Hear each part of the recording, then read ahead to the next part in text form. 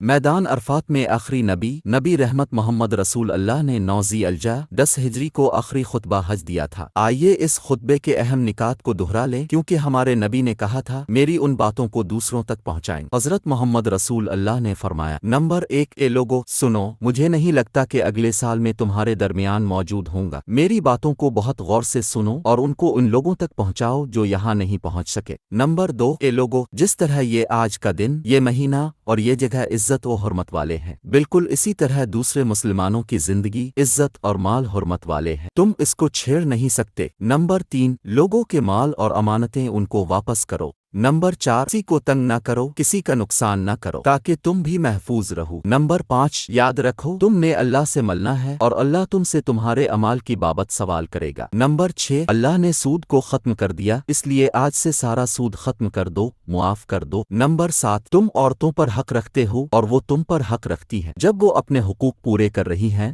تم ان کی ساری ذمہ داریاں پوری کرو۔ نمبر 8، عورتوں کے بارے میں نرمی کا رویہ قائم رکھو، کیونکہ وہ تمہاری شراکت دار، پارٹنر اور بے لوث خدمت گزار رہتی ہیں۔ نمبر 9، کبھی زنا کے قریب بھی مت جانا۔ نمبر 10، اے لوگو میری بات غور سے سنو، صرف اللہ کی عبادت کرو، 5 فرض نمازیں پوری رکھو، رمضان کے روزے رکھو اور زکوٰۃ ادا کرتے رہو، اگر استطاعت ہو تو حج کرو۔ نمبر 11، زبان کی بنیاد پر، رنگ نسل کی بنیاد پر تعصب میں مت پڑ جانا، کالے کو گورے پر اور گورے کو کالے پر، عربی کو اجمی پر اور اجمی کو عربی پر کوئی فوقیت حاصل نہیں، ہر مسلمان دوسرے مسلمان کا بھائی ہے، تم سب اللہ کی نظر میں برابر ہو، برتری صرف تقوی کی وجہ سے ہے۔ نمبر 12، یاد رکھو تم ایک دن اللہ کے سامنے اپنے اعمال کی جواب دہی کے لیے حاضر ہونا ہے، خبردار رہو میرے بعد گمراہ نہ ہو جانا۔ نمبر 13، یاد رکھنا میرے بعد کوئی نبی نہیں آنے والا، نہ کوئی نیا دین لایا جائے گا، میری باتیں اچھی طرح سے سمجھ لو۔ نمبر 14، میں تمہارے لیے 2 چیزیں چھوڑ کے جا رہا ہوں،